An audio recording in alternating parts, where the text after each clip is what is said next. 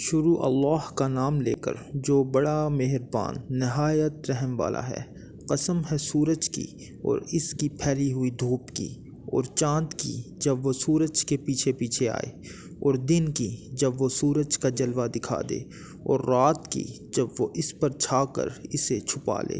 اور قسم ہے آسمان کی اور اس کی جس نے اسے بنایا، اور زمین کی اور اس کی جس نے اسے بچھایا، اور انسانی جان کی اور اس کی جس نے اسے سنوارا۔ پھر اس کے دل میں وہ بات بھی ڈال دی جو اس کے لیے بدکاری کی ہے، اور وہ بھی جو اس کے لیے پرہیزکاری کی ہے۔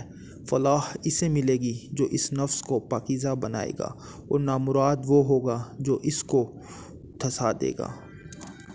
قوم سمود نے اپنی سرکشی سے پیغمبر کو جھٹلایا۔